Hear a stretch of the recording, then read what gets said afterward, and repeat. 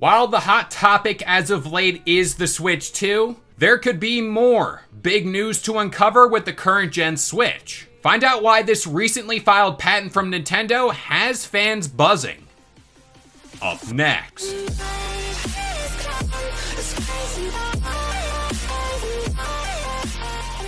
What's up guys, this is Kalo and I'm here to give you the lowdown on all things gaming. And if you're new here, feel free to subscribe to this channel for weekly video game news content. Drop a like on the video and welcome to the Level Up. So, Nintendo Switch Online is a service I think no doubt needs to grow, and there is certainly a lot of room for improvement here. Online subscription services hinge on this idea that they offer things that keep you coming back for more. And when we talk about Nintendo, they've been holding on to something big.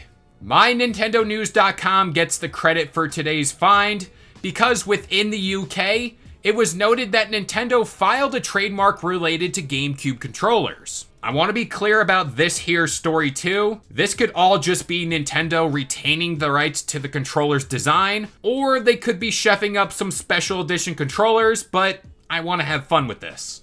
Now, this is the tweet in question that caused this stir, and you can kind of see the patent itself. And the reply that one ex-user had here, he made a valid point. The patent itself and the trademarks in question resemble the icons used for N64 on NSO. So, at first glance, this could all add up.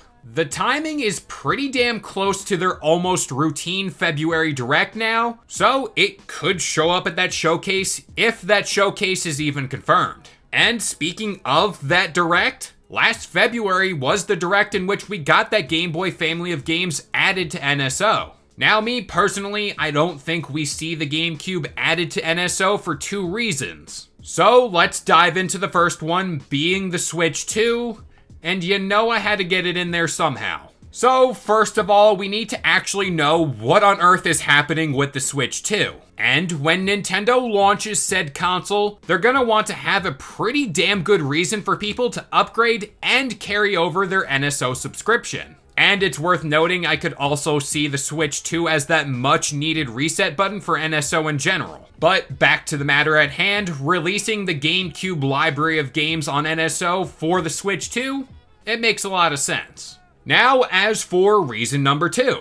I think what makes this all tricky for the current Switch is the file size of the GameCube games themselves. When we compare those file sizes to what's already on the service, storage space could be eaten up quickly on the base Switch. There was also talks in general if the current servers that Nintendo is running for NSO could even handle the amount of heat this no doubt would bring. And again, that backs the revamp for NSO that I brought up earlier.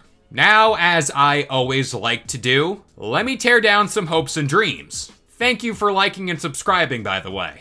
This is Nintendo we are talking about after all, and I'll be the first one to admit, I am a complete sucker for them. I always talk about how I'm anti this and anti that, but Nintendo is the one company that has this big nostalgia chokehold on me. So they could see that and understand, hey, there is money to be made here. So instead of releasing, say, 30 games or whatever on NSO, that's 30 separate individual releases for remasters. Or in this case, let's be honest, we're just gonna get ports. They could definitely sell at 70 bucks a piece. And you're damn right I'd buy them. They're already kind of doing this as we speak, seeing how we're currently waiting on Paper Mario and the Thousand Year Door, Metroid Prime just came out a little while ago, and there are a lot of rumors making the rounds that a Wind Waker and Twilight Princess bundle is in the works. So, in a nutshell, I think GameCube will drop on NSO, but I think that's something that's gonna happen for the Switch too.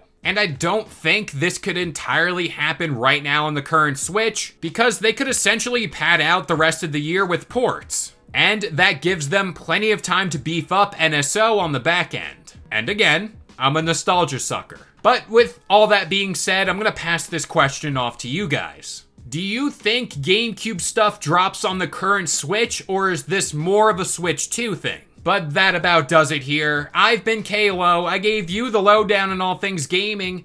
And if you're new here, feel free to subscribe to this channel for weekly video game news content. Drop a like on the video, and this has been the Level Up.